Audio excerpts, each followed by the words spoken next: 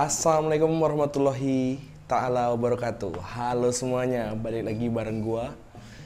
Yaps, akhirnya ngulik online balik lagi setelah hiatus sekian lama. Nah, di episode sekarang gua bakalan ngebahas soal Sumbar. Kira-kira siapa aja sih yang bakalan bertarung di Pilgub Sumbar nanti? Apakah Mahyeldi dan Vasco bakalan melawan kota kosong? Yuk ngulik bareng gua di Ngulik Online.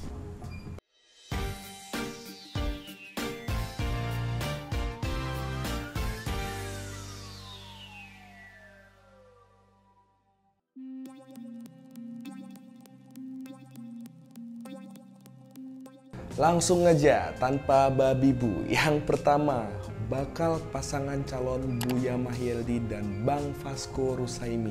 Setelah surat dukungan Gerindra diunggah oleh Ketua DPD Gerindra Sumbar, Pak Andre Rosiade pada tanggal 12 Juli yang lalu, ya bisa dikatakan kalau pasangan ini udah pasti maju sih di pilkada nanti.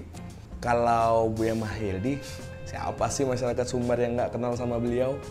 Terus kalau Bang Vasco gimana? Emangnya Bang Vasco itu siapa sih? Apa aja sih pengalamannya? Jadi mungkin ada yang belum tahu. Gua coba buat ngasih deskripsi singkat soal Bang Vasco. Jadi, Bang Vasco itu sebenarnya perantau Minang yang sukses di Jakarta. Beliau merupakan pengusaha, punya YouTube channel juga, yaitu Macan Idealis yang subscribernya udah jutaan. Dan semenjak beliau kuliah di UI, udah aktif di berbagai organisasi. Bahkan beliau sempat jadi wakil sekjen di Partai Golkar. Pernah jadi jubir Prabowo Sandi di Pilpres 2019. Jadi tim staf khusus wakil ketua DPR. Dan sekarang beliau jadi ketua DPP di Partai Gerindra. Makanya bisa dibilang Bang Vasco itu punya akses ke sumber kekuasaan politik di pemerintahan periode yang akan datang. Jadi nih, seandainya Bang Vasco mampu memanfaatkan dalam tanda kutip privilege yang sebagai orang dekatnya Pak Prabowo, dengan kemampuan melobi yang beliau punya, harusnya bisa berpengaruh sih ke anggaran pembangunan buat Sumatera Barat. Misalkan emang beneran jadi wakil gubernur. Udah itu aja kali sedikit profil soal Bang Vasco. Kalau kebanyakan ntar gue dikira buzzer lagi. Nah, sebenarnya ini tuh menarik banget ya menurut gue. Ya setelah kemarin lumayan dalam tanda kutip gontok-gontokan di Pilpres, akhirnya PKS Gerindra kembali mesra. Waduh, ada apa nih kira-kira? Apakah dominasi Buya Mahyeldi dan PKS di Sumbar sudah terlalu kuat? Akhirnya Gerindra dalam tanda kutip menyerah? Kita nggak tahu juga. Sebenarnya sih data survei yang dirilis oleh Spektrum Politika pada awal Mei lalu, elektabilitasnya Pak Mahyeldi itu relatif rendah ya untuk ukuran seorang incumbent gitu. Cuma di angka sekitar 36,8% kalau nggak salah. Ya beliau menjabat udah hampir 5 tahun, tapi elektabilitasnya belum sampai di angka 50-an%. Artinya sebenarnya masih sangat mungkin buat dilawan. Tapi nih, gue denger survei terbaru dari salah satu partai, elektabilitas Buya Mahyeldi lebih dari 70%. Kalau ini mah berat bos. Nah mungkin nih, Gerindra juga nggak mau kalah 2 kali di Sumbar. Makanya Gerindra mengutus Bang Vasco buat jadi tandemnya Buya Mahyeldi. Kemudian kombinasi antara generasi muda dan generasi senior ini juga oke banget. Buya Mahyeldi mewakili generasi senior dan kelompok agamis, sedangkan Bang Vasco mewakili generasi muda. Jadi menurut gue pasangan ini yang paling kuat di Pilkada Sumbar. Tapi yang paling penting buat gue pribadi ya, dengan berkoalisinya PKS dan Gerindra, polarisasi masyarakat Sumbar pasca Pilpres kemarin nih perlahan-lahan bakalan luntur. Walaupun ntar bakalan ada polarisasi baru lagi, setidaknya buat sejenak reda dulu deh. Terus siapa dong yang bakalan jadi kompetitornya pasangan Mahyeldi Vasco? Sebenarnya per video ini di tag sih belum ada ya yang mendeklarasikan diri. Tapi ada beberapa nama yang bisa jadi kompetitor pasangan ini. Siapa aja sih kira-kira? Oke, gue coba bakalan bahas ya.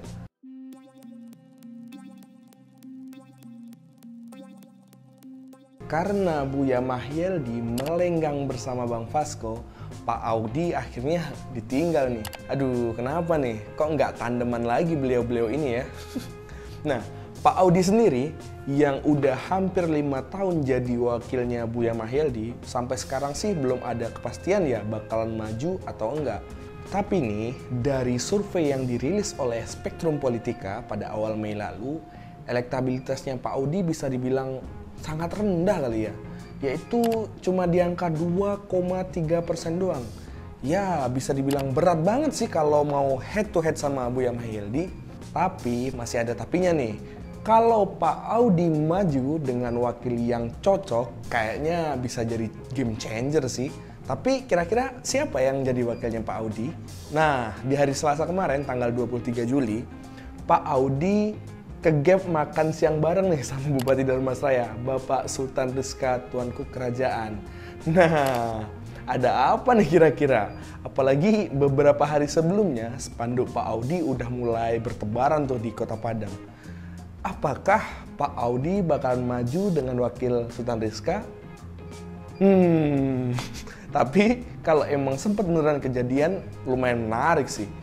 Bisa jadi alternatif pilihan di luar Mahyeldi dan Fasko. Sultan Rizka sendiri dengan win rate 100% dalam 2 kontestasi pemilihan bupati di Dharmasraya, otomatis punya loyalis yang nggak sedikit juga pastinya. Tahun 2016 yang lalu, beliau jadi bupati termuda di Indonesia di usia yang masih 26 tahun. 26 tahun beliau udah jadi bupati. Lah gua. Terus selama menjabat jadi bupati, beliau juga banyak banget sih prestasinya. Banyak banget tuh penghargaan yang diterima oleh Dharmasraya semasa kepemimpinan beliau. Apalagi beliau juga ketua APKASI, ketuanya Asosiasi Pemerintah Kabupaten seluruh Indonesia loh. Luar biasa beliau ini. Jadi bisa dibilang Sultan Rizka cukup punya posisi tawar yang luar biasa sih di bursa Pilpres Pilkada Sumbar mendatang. Tapi kemarin tiba-tiba rame berita soal mantan senator 3 periode, yaitu Ibu Emma Yohana. Setelah kemarin Ibu Emma kalah di PSU DPD Sumbar, tiba-tiba santar banget pemberitaan kalau beliau bakal maju di Pilkada Sumbar November nanti. Wah, makin seru aja nih Pilkada Sumbar.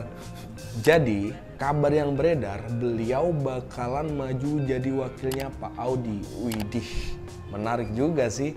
Kalau beneran maju, kayaknya bakalan jadi satu-satunya perempuan yang masuk ke bursa Pilkada Sumbar nih, Ibu Emma. Dan misalkan beneran kejadian, ini berarti jadi sejarah baru di ranah Minangkabau. Nah, pasangan Audi Emma juga bisa jadi opsi pilihan. Nah, pasangan Audi Emma ini juga bisa jadi opsi pilihan sih. Kalau emang bener slogan Woman Support Woman itu beneran kejadian di Sumbar, bisa jadi justru beliau yang jadi game changernya. Menarik kalau Pak Audi dan Ibu Emma maju sebagai pasangan calon gubernur dan wakil gubernur. Karena secara wilayah, komposisi ini tuh cukup menguntungkan buat mereka. Karena Pak Audi dari wilayah Dapil 1 di Solok Raya, sedangkan Ibu Emma berasal dari Dapil 2, yaitu Pasaman Raya. Ditambah lagi, kalau secara pengalaman berpolitik, beliau juga nggak kaleng-kaleng, bos. 3 kali berturut-turut jadi senator mewakili Sumbar di DPD loh. Pengalaman beliau udah nggak perlu diragukan lagi.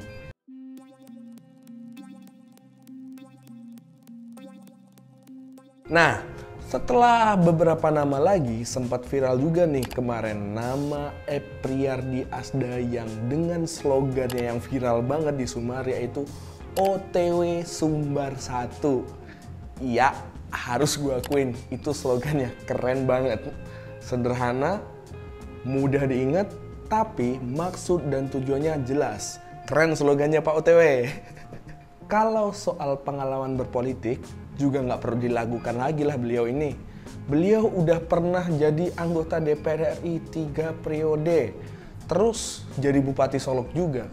Kalau asam garam dunia politik, udah pasti kenyang lah beliau.